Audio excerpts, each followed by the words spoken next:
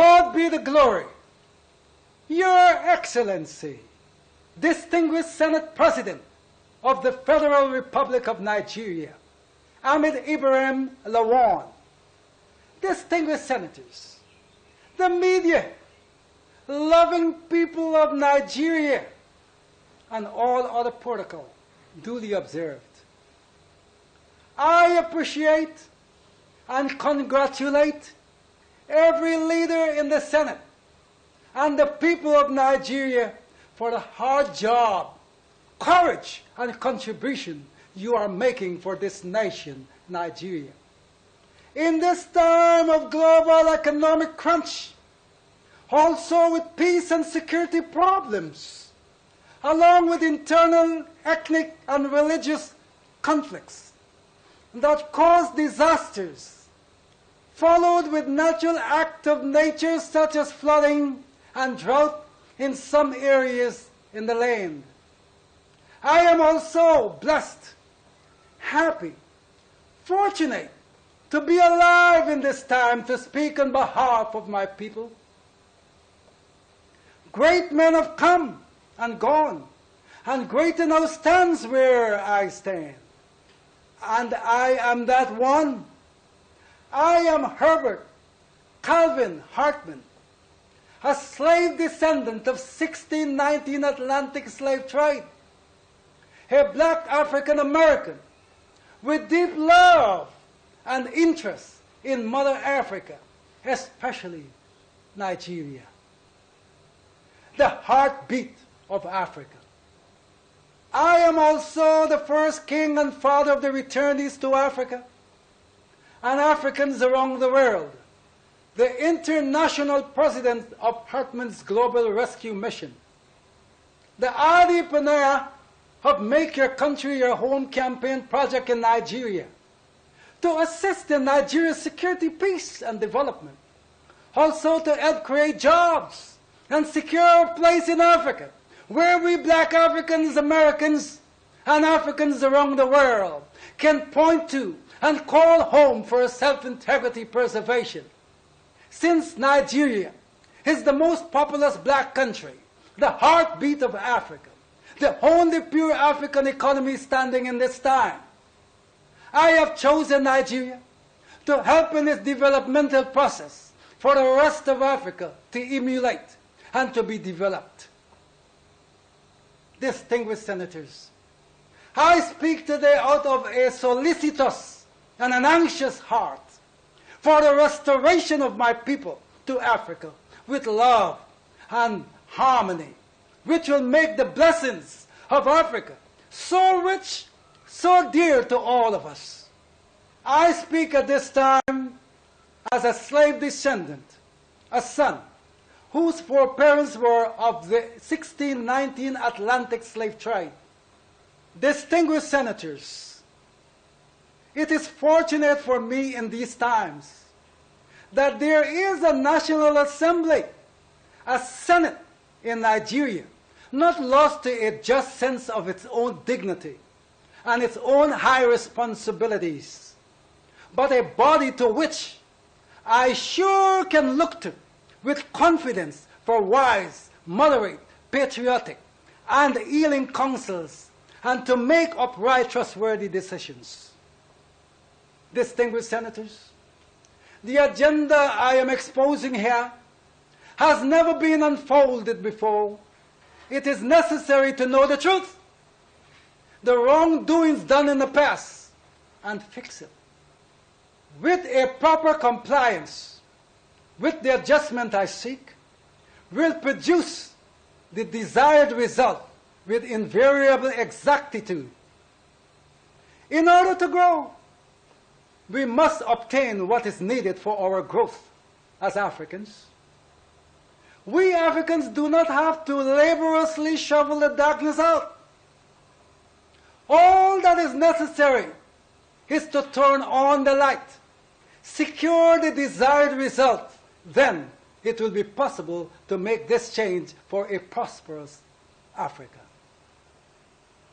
Africa's development can occur only through the improvement of its quality of citizens and their mindset, and not only acknowledging the bad past, but by fixing it.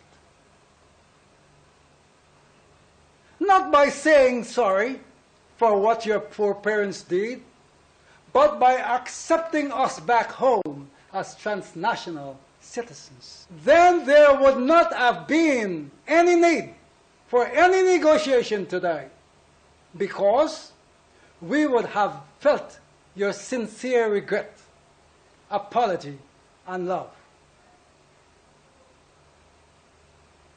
Let me take this opportunity to remind my African families that poverty can be solved with their intelligence. We have brains that work for the rest of the developed world to continue their rapid ongoing developments. But we remain a third world country with abundance of natural resources and arable lands. We must make a change today for a better Africa. It grieves my heart to see my people so busy running away from their homes in Africa, looking for what they already have. We Africans have given away our minds and responsibility, which affects our behavior and existence. We become football to be kicked around for others to win goals, be prosperous and famous. We must wake up and avoid these extreme consequences that is negatively affecting us. They strike when least expected and when we are not prepared. We Africans create our own reality by our thoughts and actions. Then we blame others when we give our minds and our responsibility away. By doing this, as custodian of humanity, we give away Africa and the world to be controlled by a few through manipulation. We Africans are manipulated through globalization of businesses, banking, and communication that is falsely implanted in our minds and causing all kinds of wars between us, which has caused us to lose our respect and freedom in Africa. Our difficulties are largely due to confused ideas and ignorance of our true interests. We are affected by different forms of emotional and mental control that is causing us to be confused, hate and kill each other at home and abroad. And then motion pictures are made out of our behaviors, which cause other groups to be prosperous. It is up to us. If we change our unproductive thoughts and actions, we will change not just Africa, but we will change the world. Power is within every individual. When used selfishly, it becomes dangerous, but it could be used for a productive, united Africa. When future is uncertain, it is good to put a plan in place. The only reason things will change in Africa, it is when we all Africans change it. We all know that everything is not a bed of roses in our lives as Africans. And it does not matter where we are on the planet, what language we speak, the effect certainly is the same these times. I observe that Nigeria is experiencing governance and economic difficulties that have compounded its structural problems of poverty, slow growth, inequality, and financial volatility.